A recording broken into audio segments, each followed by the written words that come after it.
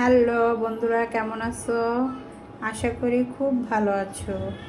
আমিও তোমাদের দোয়ায় খুব ভালো আছি। তো প্রতিদিনের মতন আজও আমি মিনি ব্লগ নিয়ে হাজির হলাম। আজ আমি বাসায় পালং শাক দিয়ে দেশি পাঙ্গাস মাছের মাথা দিয়ে রান্না করব।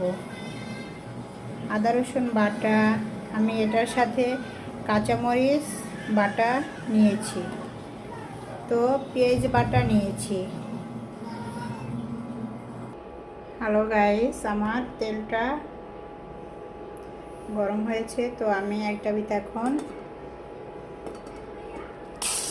পেস্টটা আমি দিয়ে দিলাম। কাটা পেঁয়াজ দিয়ে শাক শুক রান্না করলে খুব টেস্ট লাগে, তো আমি এটার ভিতরে বাটা পেস্টটা দিয়ে দিয়েছি। আপনারা আমার সাথেই থাকুন। হ্যালো বন্ধুরা,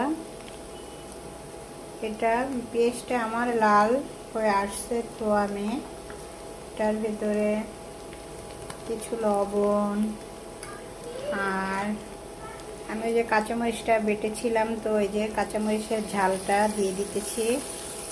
আমি শাকটা পালং শাক আমি কাঁচামরিচ দিয়ে রান্না করব, আর একটু আদা রসুন বাটা দিয়ে দিলাম।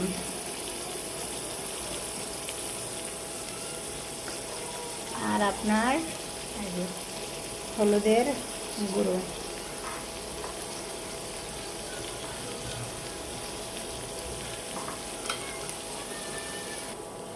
আমার মশলাটা ভাজা ভাজা হয়ে আসছে, তো আমি কিছু পানি দিয়ে দিলাম।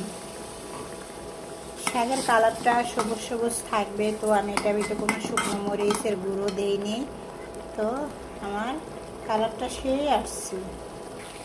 আমার মশলাটা কষানো শেষ, এটার উপরে তেল উঠেছে, মশলাটা কষানো হয়ে গেছে, তো এখন আমি মাছের মাথাটা দিয়ে দেব।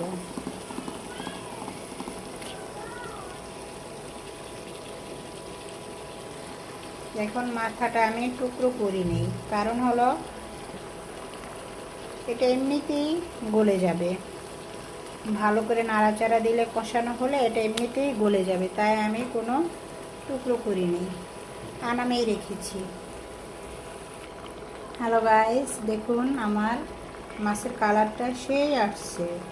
আমি বাসায় প্রায় টাইমে আমি কাঁচামরিচ বেটে নিই, তো শুকনো মরিচের ঝাল খেলে গ্যাসের সমস্যা হয়, পেটের সমস্যা হয়, তো আপনারাও ট্রাই করবেন।